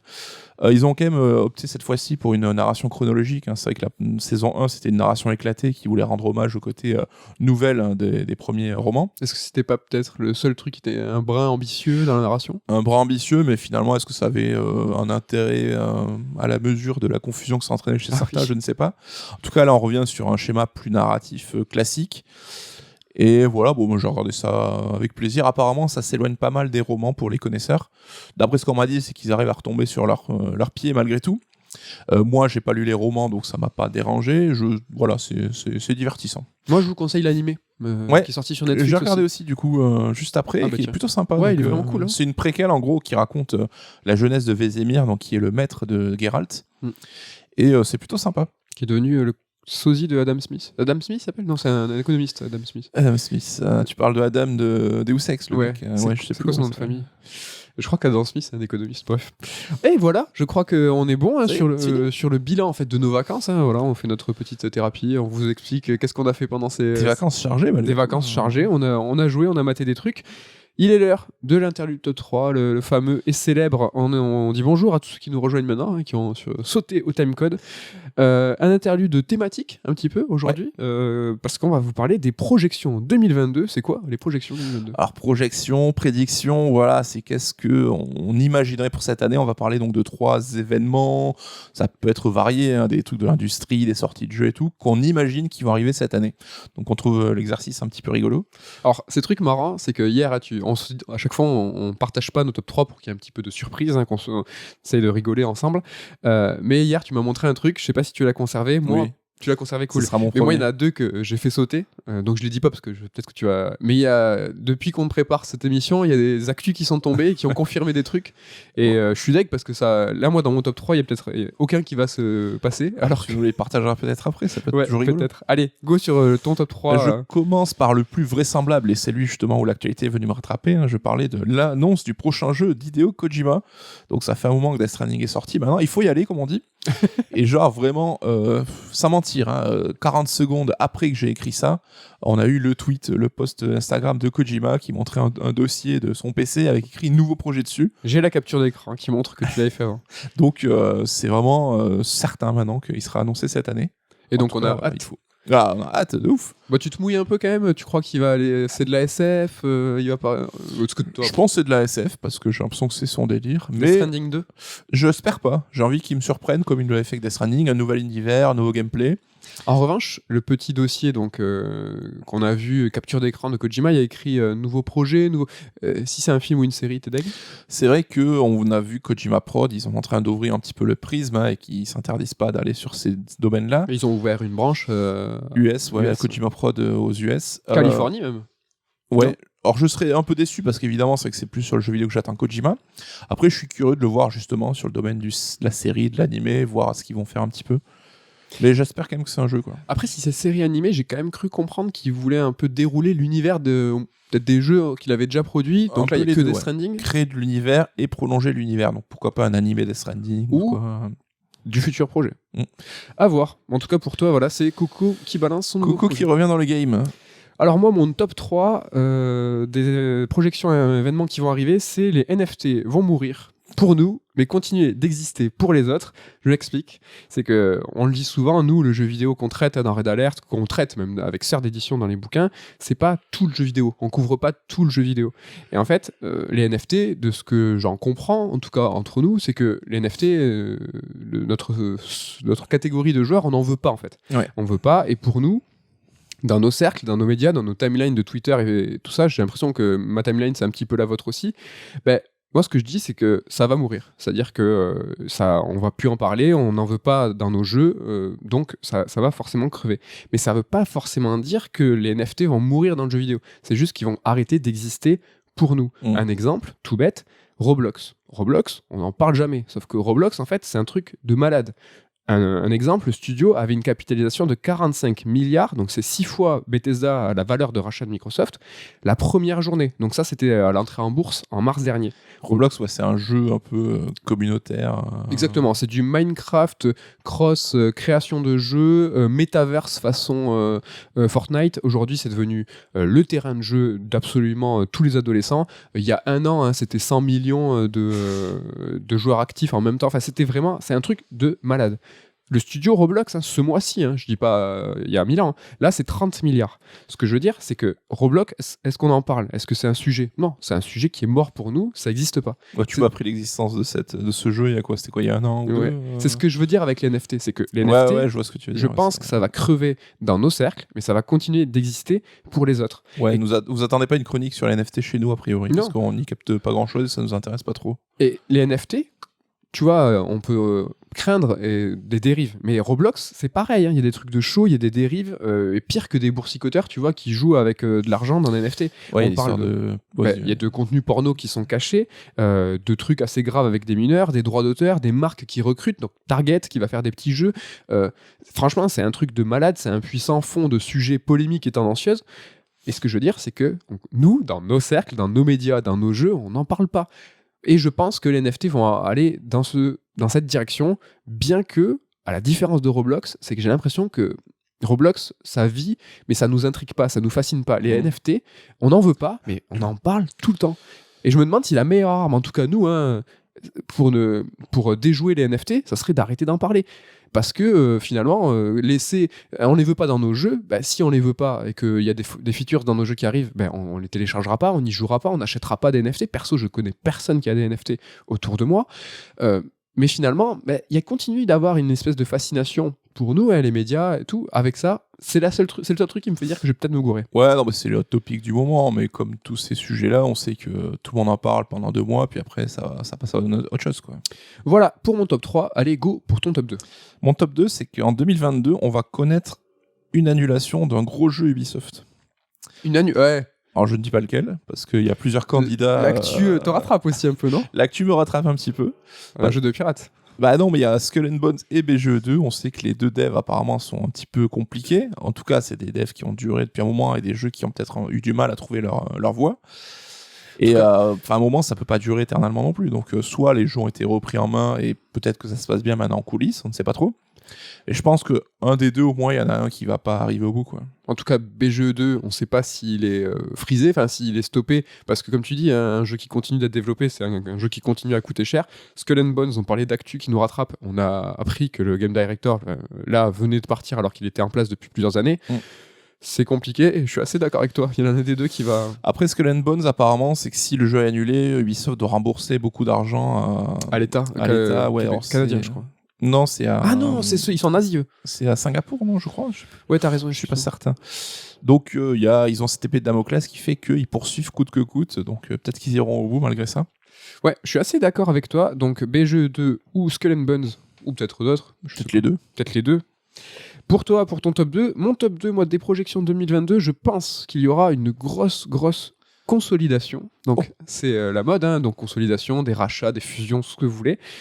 Et là, en plus, moi, je vais un peu mouiller, c'est que je pense qu'il y aura une consolidation japonaise. C'est que je pense que, tu vois, les fantasmes de Microsoft qui rachète Sega ou Microsoft qui rachète Nintendo, machin, j'y crois pas trop. Je pense qu'à terme, ça c'est possible, mais très prochainement, dans les 10 prochaines années, ou en tout cas l'année prochaine, je pense plus que c'est des Japonais qui vont s'acoquiner entre eux. Je pense que c'est jouable. Et s'il faut aller encore un peu plus loin, je mise sur un Konami Sega.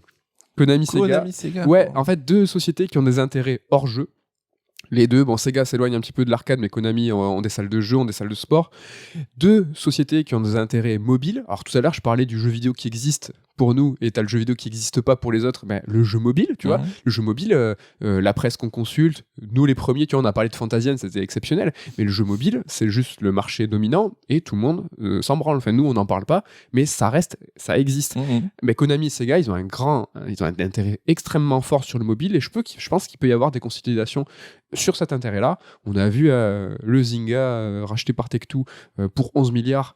On peut, tu vois, là aujourd'hui on a peur, attention les NFT, attention, Rockstar va faire du jeu mobile, Rockstar fait déjà du jeu mobile, mais c'est juste que, à mon sens, en tout cas le petit mot sur Tech2 Zynga, c'est qu'ils vont continuer à faire ce jeu qui n'existe pas pour nous. Ils vont continuer à développer du jeu mobile, mais à mon sens, il y aura toujours des gros jeux Rockstar, il y aura toujours des gros jeux Tech2. Oui, bien sûr. Ouais. Voilà. Et c'est marrant, c'est vrai que Konami et Sega, c'est vrai qu'ils ont quelques convergences. Sur le côté aussi, on délaisse un peu nos gloires d'antan pour changer de braquet et appuyer sur d'autres licences. Après, ça ferait Sega, Sammy, Atlus, Konami, quoi. Ouais. Ça serait un gros truc. Hein. C'est marrant parce qu'il y a Capcom qui reste indépendant envers et contre tout depuis des années, là où tout le monde pense qu'ils seraient rachetés parce qu'ils ont eu des années de galère. Là, tout va bien, mais tant mieux. Mais après, c'est vrai qu'il y a... Moi, Platinum, j'aimerais bien se faire racheter parce que... Ouais, mais tu vois, hors Japon, les petits studios, je les vois bien aller chez plutôt la Chine. Tu vois, alors ils s'entendent pas super bien. NetEase, mais t'as les créateurs. En fait, le marché chinois, tu vois, ils aiment bien chercher les créateurs. Mais les grosses sociétés, Chine-Japon, je sais pas, US-Japon, je sais pas. En tout cas, voilà, ce que je dis, moi, c'est plutôt Japon-Japon. Konami Sega, j'ai piffé. Mais je pense une consolidation Jap pour 2022. ton top 1. Alors, on reste dans l'industrie et on reste au Japon avec, pour moi, j'imagine qu'en 2022, on va voir une sorte d'association plus intriquée entre Nintendo et Nvidia. Alors, je ne parle pas de rachat, donc à voir quelle forme ça peut prendre. Donc Nvidia, c'est la boîte bien connue qui développe des cartes graphiques, donc c'est une boîte américaine. Et on sait que la Switch est basée sur un processeur Nvidia, donc le Tegra, je crois, qui avait été un petit peu modifié et custom. Donc ils sont partenaires déjà aujourd'hui, depuis quelques années.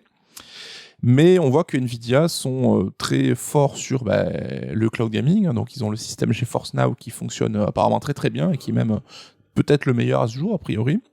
On sait qu'ils ont fort aussi sur leur système le DLSS, donc c'est ce qui permet leur carte graphique, c'est-à-dire que tu peux en gros, de ce que j'en ai compris, tu peux upscaler ton jeu en 4K, donc par intelligence artificielle. Donc tu peux avoir un jeu en 4K, même si tu n'as pas forcément les ressources pour le faire tourner en tant que tel. Il va chercher la ressource tout seul en fait. Voilà. Et ça, je pense que c'est deux fonctions qui pourraient carrément coller avec une Switch 2.0. Oh. Donc avoir justement cette technologie 4K, mais sans avoir un hardware forcément aussi puissant que ça. Et ce cloud gaming. Donc, alors, il y a quelques années, je t'aurais dit, non, mais Nintendo, avec une boîte US, jamais ça arrivera. Mais on voit qu'avec Illumination et Universal, il y a eu des tractations. Ouais. Il y a le président de Illumination, donc la société qui bosse sur le film Mario, qui est rentré au board de Nintendo. C'est quand même un truc assez ouf. Et je verrais bien un truc comme ça avec Nvidia. Tu vois, pas un rachat, mais peut-être des échanges d'actions, d'avoir quelqu'un d'Nvidia qui s'invite au board de Nintendo. Et donc, qu'il y ait ces rapprochements qui soient plus intriqués, parce que j'ai l'impression qu'ils ont des intérêts convergents, quoi. Ah, c'est pas bête. Franchement, c'est pas mal. Et puis, tu nous as glissé un petit peu une Nintendo Switch 2, quand même. Non, ouais, voilà, mais dans, je sais pas, 2, 3, 4 ans, pas 2022 Je pense pas qu'elle sortira en 2022, mais peut-être que les premières graines seront plantées. Ça, c'est un truc que je voulais dire aussi, c'est Nintendo ne fera pas de hardware en 2022. Et il y a des rumeurs, là, très récemment, qui ont dit pas de hardware, pas de hardware. J'y crois pas mal.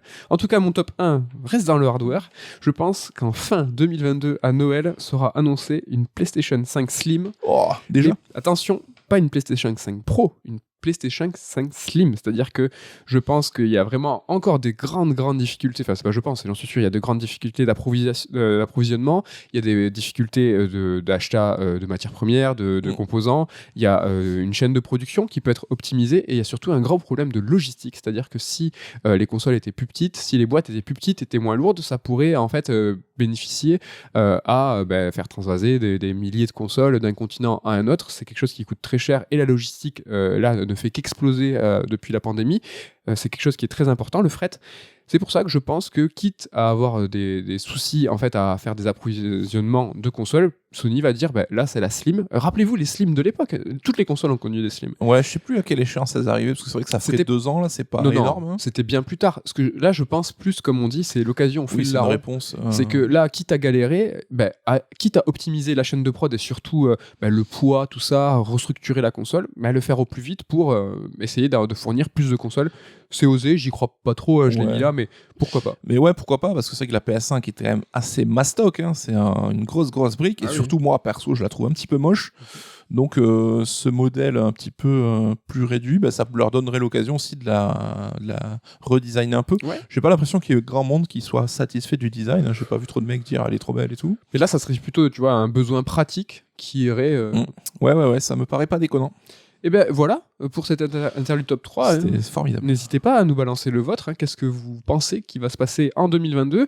On va attaquer la seconde partie de l'émission qui sera finalement assez costaude, on est déjà à 1 heure d'émission. Voilà, les bonnes résolutions, on fait long feu. Alors là, en tout cas, l'idée c'est de vous parler de nos attentes pour 2022, des jeux que vous retrouverez chroniqués dans Red Alert ou même dans EX, quand on parle d'un gros jeu d'actu en long, en large, en travers, dans les émissions. Donc hors surprise, hors jeu indé qui va sortir, les envies intempestives. Ce qu'on imagine quoi. Donc il y aura peut-être des gros jeux qu'on citera pas parce que c'est pas forcément des jeux qui nous branchent à nous et dont on parlera pas forcément dans l'émission. C'est le programme, en tout cas des émissions de CERD. Sortez les agendas, c'est l'occasion un petit peu de faire un petit peu le planning. Qu'est-ce que vous allez pouvoir acheter mois par mois. Donc il va y avoir une première partie avec les jeux qui sont datés, une seconde partie avec les jeux non datés et une troisième partie avec les mentions, juste histoire de dire on les attend mais on sait pas pourquoi ni comment. On commence en janvier avec Légende Pokémon Arceus qui sort le 28 janvier. C'est demain, ça.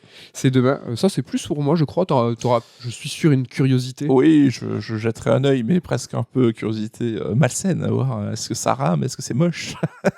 T'es comme Infinite, comme Halo Infinite. Ouais. Ah, tu veux voir la dépouille. Alors, mais ouais, je suis pas un gros Pokémaniac. t'es pas un... J'avais fait le premier à l'époque et tu vois, j'avais joué 2-3. Non, j'ai joué 4-5 heures à épée bouclier quand même, mais voilà, je testerai, mais je suis curieux d'avoir ton avis. Ouais, moi je suis plutôt chaud, donc je rappelle 28 janvier. Truc un petit peu rigolo que quand j'ai fait ce planage, c'est que je me suis vraiment penché sur le nom des jeux, et là il s'appelle Légende au pluriel, Légende Pokémon Arceus.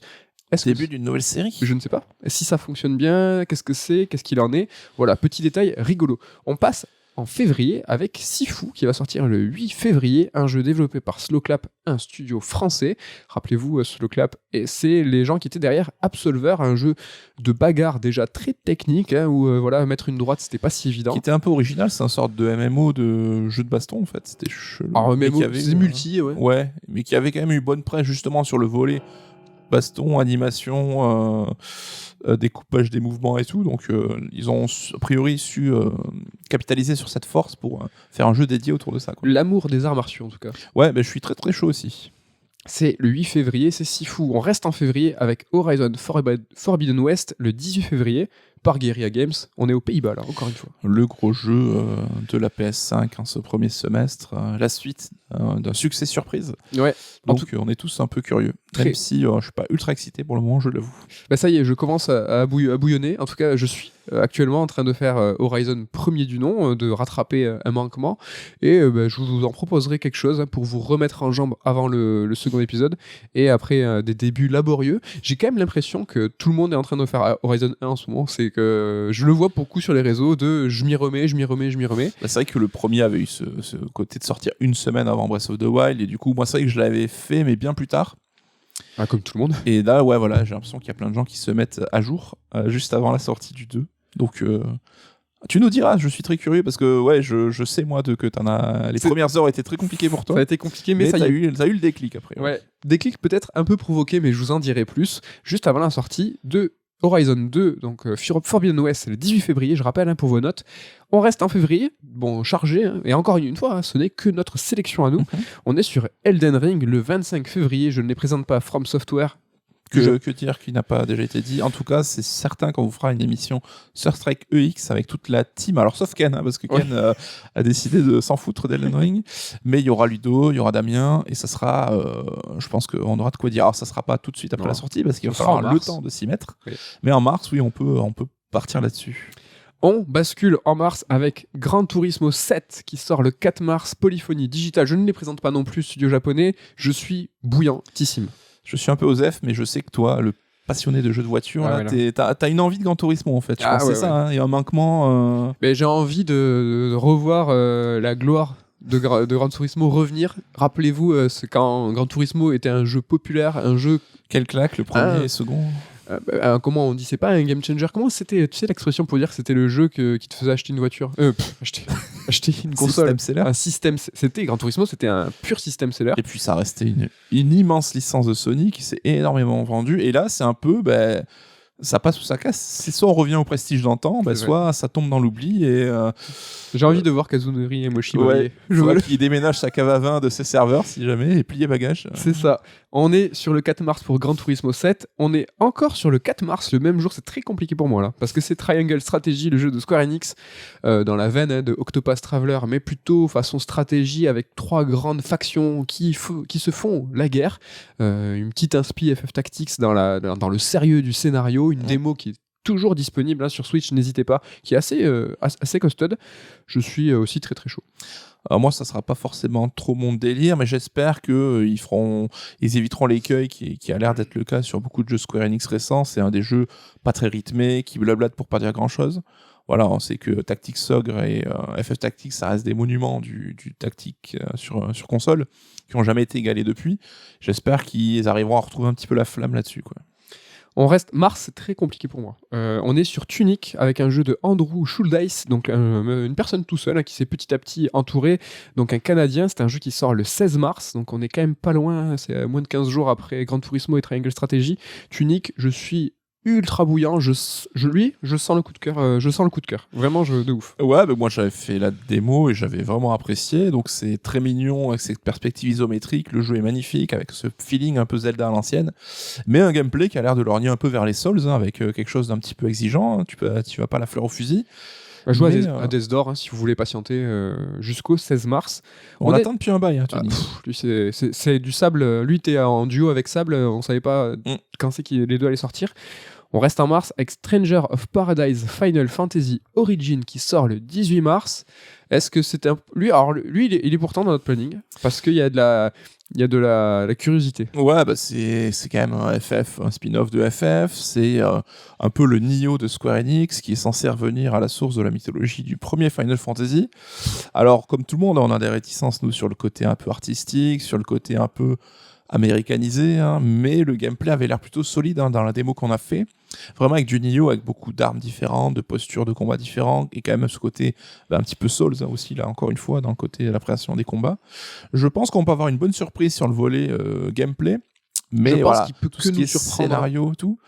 Positivement, tu vois, je pense que là, ça sent moyen bon, on a tous quelques craintes, peut-être que ça sera une bonne surprise. Ouais, mais il a quand même l'air de se prendre sacrément au sérieux, quoi. Nomura aurait tout prévu. Sur le design, forcément. et forcément.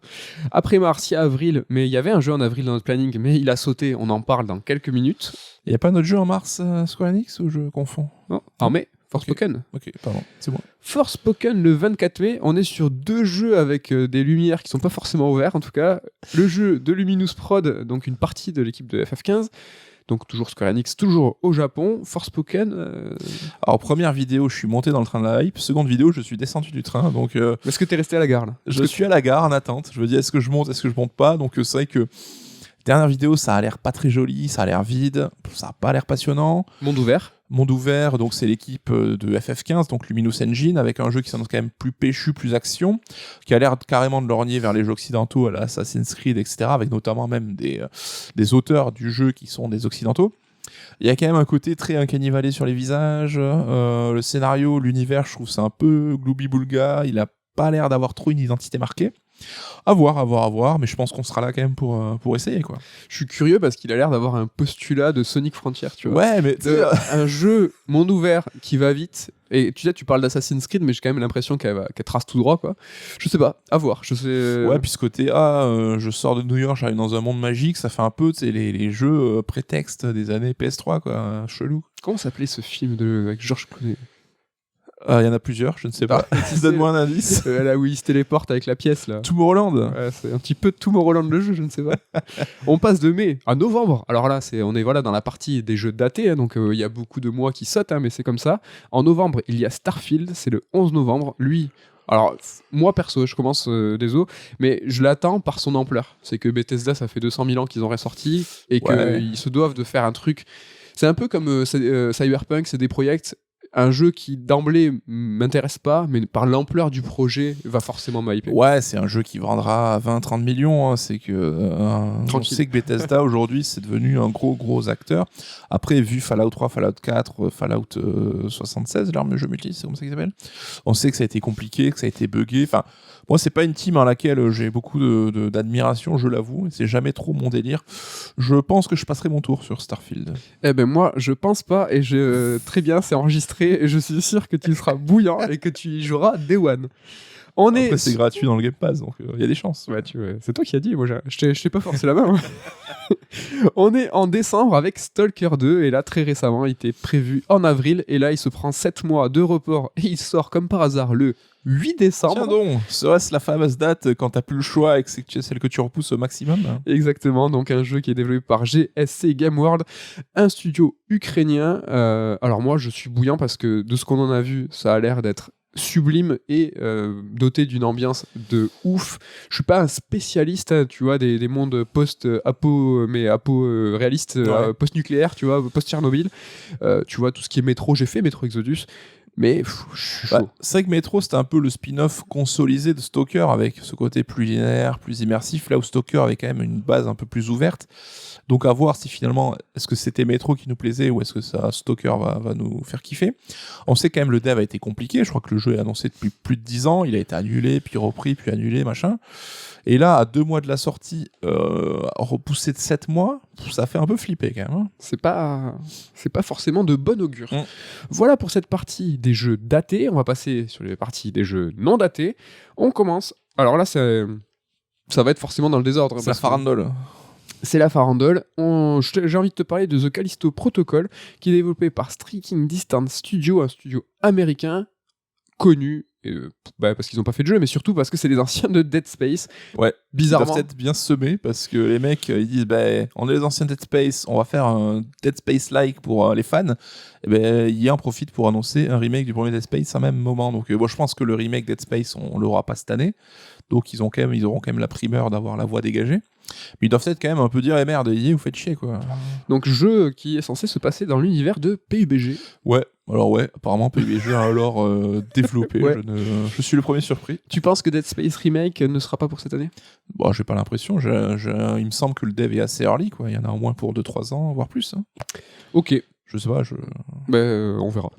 On passe sur FF16. Allez. Alors moi j'y crois là, il y a pas moyen. Moi j'ai failli me le mettre dans mon top 3, tu sais, des projections, FF16 sera reporté.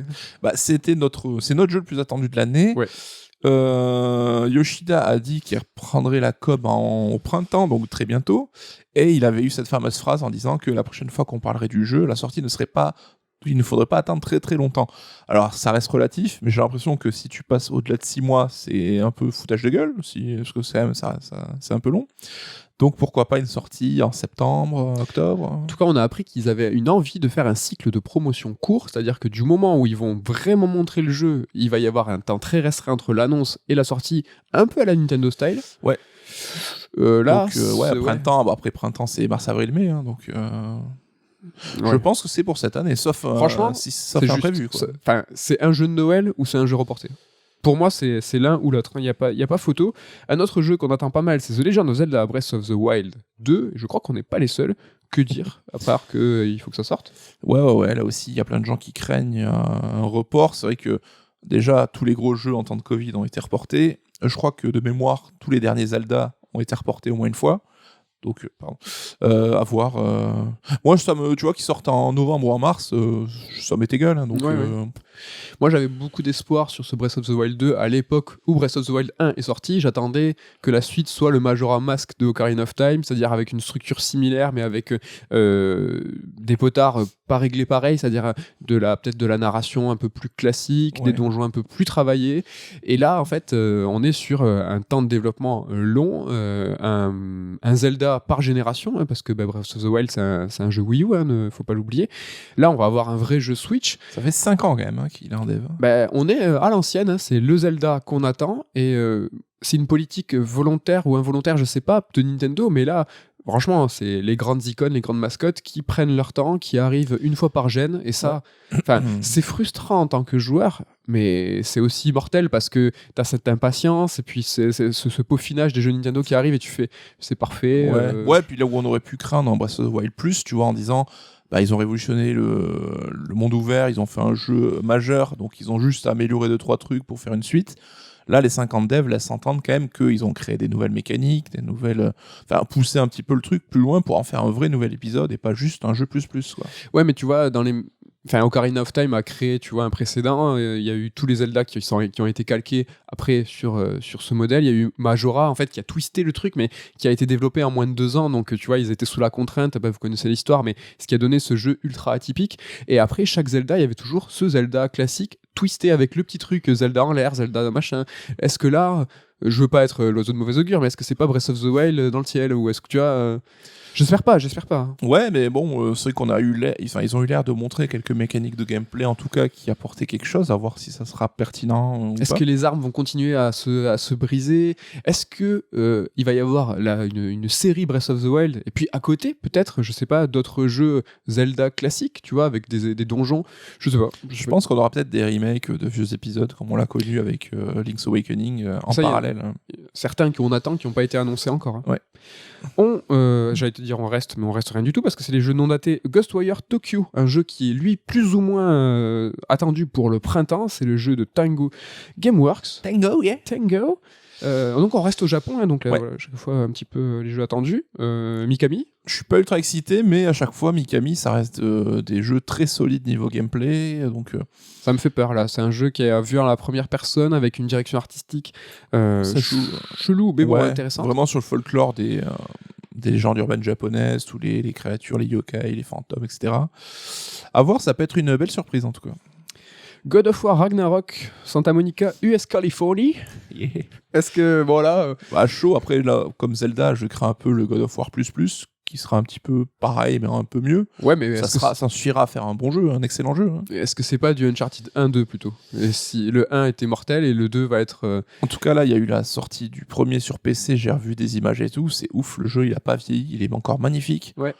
Rien que pour ça, déjà, on sait qu'on en prendra plein la gueule. Alors je sais pas si je me fais influencer par certains membres de la rédaction pour ne pas le nommer Damien Echery, mais j'ai l'impression que God of War, il y a un petit peu une mouvance de dire ouais c'était pas si ouf, alors que God of War c'était quand même un GOTY. Ouais, je pense que ça fait 4 ans qu'on l'a oublié, mais Enfin, God of War, moi c'était mon jeu de l'année à l'époque, et là, d'avoir revu des vidéos et tout, je me dis waouh, quand même, ça envoie quand même. Est-ce que ça sera, tu parlais de Uncharted 2, est-ce que ça sera le Last of Us 2, tu vois, avec vraiment une approche et un fond vraiment différent du premier épisode? En tout cas, ils ont ça, quoi. Ouais, grave, je suis entièrement d'accord avec toi. On sait qu'ils ont un petit peu abandonné l'ambition de faire une trilogie car les jeux étaient trop longs, trop durs, trop coûteux à développer. Donc on est sûrement sur un diptyque. Et là, Moi, ça me va, je préfère ça que attendre 15 ans pour avoir la fin d'une saga. carrément. Plectel Requiem, donc second épisode hein, après Innocence, du jeu développé par Asobo France. C'est français, Bordeaux. monsieur. C'est Bordeaux même, monsieur. C'est Bordeaux. C'est pas loin. Ben, on a adoré le premier épisode, le 2 a l'air encore plus ouf et il est magnifique, donc envoie. Franchement, ça c'est clair. On accélère avec Planet of Lana, un jeu développé par Wishfully Suède cette fois. Donc c'est un cinématique, un petit peu platformer, inside, enfin tout ce qui est Playdead, vous voyez un petit peu tout ce délire. Ça a l'air ultra beau, ça a l'air... Enfin moi je suis conquis. J'en suis.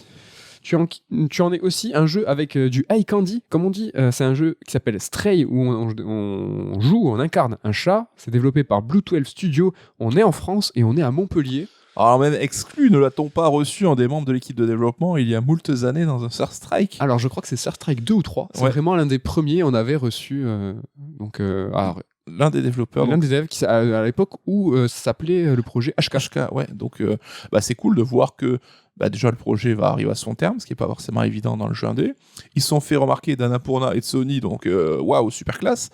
Et je vois plein de gens ultra chauds, donc c'est vrai que jouer un chat dans un monde un peu Hong Kong, c'est cyberpunk. un peu cyberpunk et tout, Ouais. ça annonce cool, j'espère que ça va être chouette.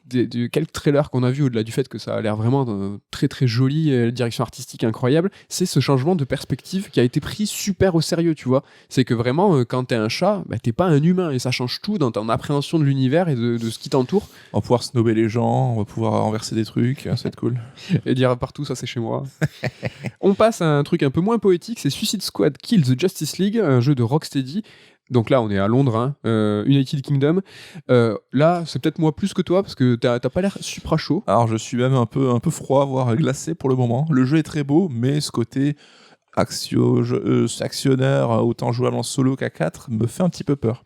Moi, je mise tout sur ma confiance en Rocksteady, un studio qui est incroyable, qui nous a donné des jeux vraiment mortel. Donc je suis comme toi, le principe me fait peur, mais je crois au studio. Un principe, on reste dans le même sur le prochain jeu, c'est Gotham Knights, qui est développé par Warner Bros. Montréal. Et là aussi, on est sur un jeu multi-solo.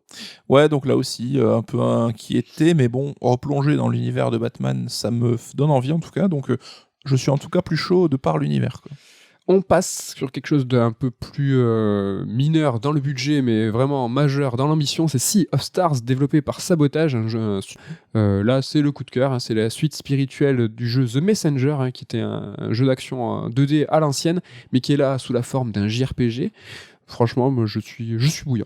Ouais, puis ça fait des années qu'on dit, mais pourquoi même Square, ils feront pas un jeu à la Chrono Trigger ou FF6 en termes d'ambition moindre dans la technique, mais à fond dans ce qui est l'histoire, la musique, l'ambiance et tout, bah là j'ai l'impression que c'est l'objectif de Sea of Stars. Carrément. On reste avec du jeu un peu indé, Somerville, donc qui est développé par Jumpship, un studio anglais. Dinopathie, donc c'est le nom qu'on entend beaucoup, hein, le cofondateur de Playdead fait partie de l'aventure, mais c'est surtout un jeu de Chris Olsen qui est lui le créateur du studio Jumpship et qui a l'impulsion créative du jeu Somerville. C'est un jeu que tu attends pas mal. Ouais, bah là aussi cinématique, platformer, donc moi j'aime beaucoup ce genre-là, et l'ambiance a l'air vraiment vraiment chouette, avec en mixant ce côté un peu famille pris dans l'apocalypse, un peu à la guerre des mondes, tout ça, de Spielberg. Ouais, donc... Carrément chaud. On arrive à la fin de cette liste de non datés avec Hogwarts Legacy, l'héritage de Poudlard. Alors lui, on a longtemps hésité, on le met pas, mais très récemment, on a entendu dire que ça allait arriver plus tôt que prévu. Ouais, bah ça reste un gros jeu dans une grosse licence, donc je pense qu'on est tous un peu curieux, même si je ne suis pas un Potterhead moi-même.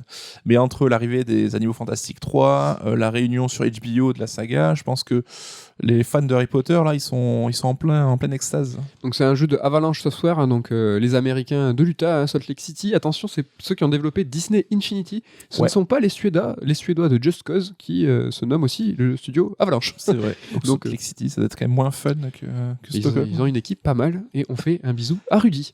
Voilà pour ce qui est des jeux qu'on attend non datés. Là, on va faire une dernière liste de jeux qu'on va mentionner. Il n'y en a pas beaucoup, hein, il y en a pas. Ouais, je sais pas quand même. Mais bon, alors déjà, il y a quelques jeux, on va les faire, on va être chaud, mais en raid alert, je sais pas, mais on va attendre que des spécialistes de la rédaction vous en parlent. Je parle bien sûr de Bayonetta 3, développé par Platinum, et je parle de Xenoblade 3, de Xenoblade Chronicle 3, donc là c'est Monolith Soft, Japon, et non Monolith Production, ceux qui ont fait la Terre du Milieu, c'est toujours important de le dire. Donc Bayo 3 et Xeno 3. Xeno 3, c'est la blague, hein, ceux qui ont écouté le Star Strike de fin d'année ont compris, parce que c'est un jeu qui n'existe pas à l'heure actuelle, hein, mais dont on ne doute pas de sa future venue. Donc là, oui, bah, le jeu qu'attend très fort Damien. Donc Bayonetta, on sait que Damien et Ken, c'est un peu les fanboys de la licence. Donc on les attendra sûrement sur un Star Strike. Ouais, on est tous un peu perplexes sur Bayo 3 quand même, de ce qu'on en a vu, mais à voir. À voir. Allez, là, on est dans les mentions. Holy World qui sort le 8 février, donc c'est Roll7 des Anglais. Moi, je suis super chaud. Ça a l'air cool. J'ai fait les 2 premiers et là, c'est juste... Ça change pas mal le délire. Hein. Ouais, mais c'est step up. C'est vraiment c'est la même formule avec... plus d'ambition, plus fort, ça c'est vraiment très bien. Il y a Scorn, le jeu de Ep Software en Serbie, donc là on est en Europe. Donc un jeu qui a été kickstarté puis exclu Xbox, qui connaît en ce moment beaucoup de remous parce que son directeur créatif fait des saillies qui sont sens le pétard mouillé lui. J'ai envie de jouer en fait. Tu vois, c'est que juste que ça a l'air beau, du Giger, moi ça a pas l'air d'être punchy, tu vois, je sais pas trop. Ça a l'air mou et chiant si tu veux le fond de ma pensée. Mou et chiant. Dying Light 2 Stay Human, c'est le 4 février, donc Techland en Pologne. C'est prochainement là. Oui, mais un jeu qu'il faut 500 heures pour finir, c'est trop bien. Ça c'est le petit troll. Ils sont ratage. Ils sont crus en 1998 quoi. Voilà. Après bon, c'est pas un jeu qui m'inspire de base, mais il y a l'air quand même d'avoir des idées, il y a l'air d'avoir un univers. Et puis putain, je ne peux plus d'entendre parler de ce jeu là qui était dans toutes les confs depuis 5 ans. Petite parenthèse. Sortez-le. Puis, Ouais, voilà. Donc Techland, hein, quand même, c'est Dead Island 1 et 2. C'est des jeux. Et le premier Dying Light, c'était des titres qui étaient extrêmement touffus, extrêmement denses. Donc là, on les chambre parce qu'ils ont dit 500 heures. Mais c'est quand même dans leur ADN de tout temps de proposer des mondes, tu vois, touffus. Après, ils se sont ratés, évidemment. La campagne principale, hein, c'est 20 heures. Après, on l'a mis dans les mentions. Moi, je pense qu'on va se faire choper par la hype. Mais c'est juste que là, 4 février, ça va être un peu compliqué dans le planning, peut-être à traiter. C'est 4 février ? Ouais, c'est là. Ah oui. Eh oui, monsieur. Tortue Ninja Shredder's Revenge. Donc, allez, trop chaud. Développé par Tribute Game à Montréal et c'est édité par Dotemu, elle est bien connue. Voilà, c'est que dire à part qu'on est chaud. Banco, on voit la caravane. Ken sent le jeu pas si technique que ça, donc spécial. Ouais, parce qu'on disait sur Astérix Obélix, là je pense que j'ai pas l'impression que l'ambition soit de faire un Street of Rage avec un jeu ultra technique et rejouable à l'infini. C'est toute une madeleine. C'est un beat'em all, voilà, pour renouer avec les souvenirs d'antan, l'esprit old school, les jeux Konami Super Nintendo. Est-ce qu'on va être dans les souvenirs avec Sonic Frontiers, le Sonic en monde ouvert qui est qui est sûrement prévu, hein, qui va peut-être sortir cette année. Ouais, alors c'est marrant parce que là, les Sonicos, là, Toriken notamment, j'ai l'impression que même vous y croyez plus, quoi. Moi, je suis curieux de voir un Sonic en monde ouvert. Je sais pas, j'ai l'impression que c'est deux façons de faire qui vont peut-être pas ensemble, je sais pas. Je sais pas, moi, la Sonic Team, hein, j'ai pas tellement confiance en eux, moi, donc... À voir, hein, c'est une mention. Avatar Frontiers of Pandora, on reste dans les Frontiers, hein, donc un jeu de Ubisoft Massive en Suède.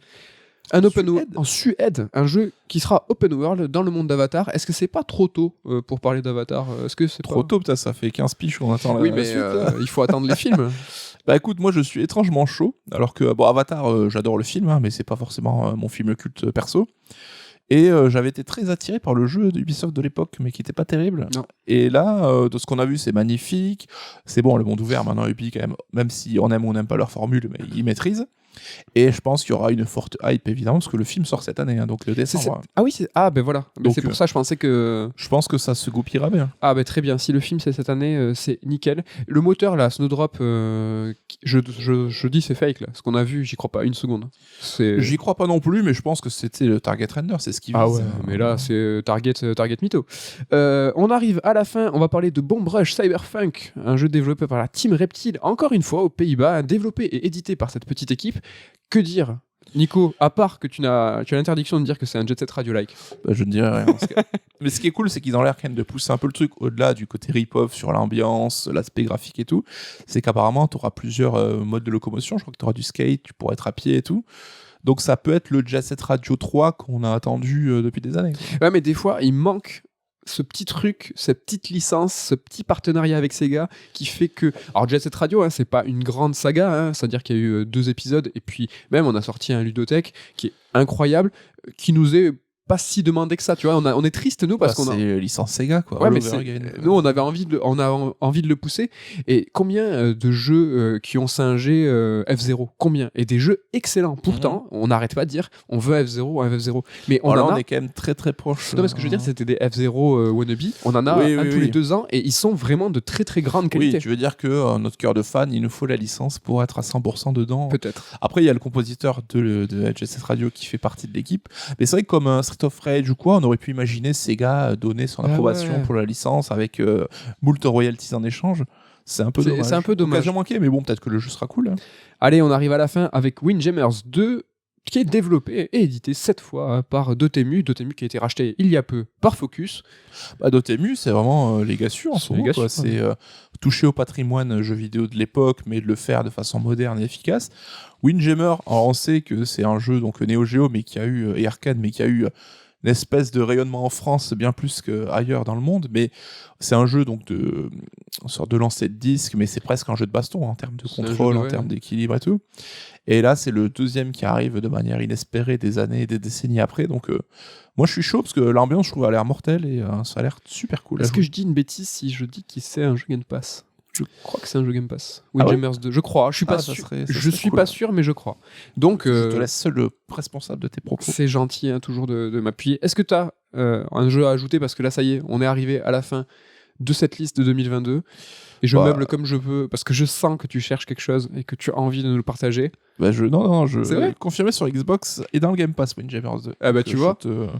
Tu t'es salement désolidarisé. C'est fou, j'ai cherché pour te backup, mon gars. Voilà. Sympa, le gars sûr qui est toujours là. Mais voilà, j'espère que ça vous a plu, ça vous a permis de prendre des notes un petit peu, de voir qu'est-ce qui nous attend sur cette 2022. Grosse année, quand même. Franchement, si tous les gros jeux ne sont pas reportés, grosse année, quoi. Espérons qu'il n'y ait pas une vague de report hein, comme fin d'année dernière. Ça a l'air de commencer déjà. Ah ben là, avec Omicron, si tout le monde repart en télétravail comme nous, on n'est pas sorti des ronces, comme on dit. C'est clair. Un petit mot juste rapide, parce qu'on vous a déjà tout teasé. La semaine prochaine, il y aura 2 chroniques. Une première sur Castlevania Symphony of the Night que tu as pu faire, et sur Sable, un coup de cœur unanime de Red Alert, parce qu'on est 2, donc c'est unanime. Ça marche. Mais non, mais tu vois, bizarrement, un titre qui a connu un accueil plus que mitigé, et tous les 2, on l'a vraiment adoré. Moi, c'était du niveau top 3, donc vraiment, je le surkiffe. Ouais. Après, le jeu a des gros problèmes, on en parlera aussi. Oui, mais c'est pas un jeu qu'on pourra conseiller, mais je n'en dis pas trop. Parce que sinon, on arrête. Sinon, on fait la chronique maintenant.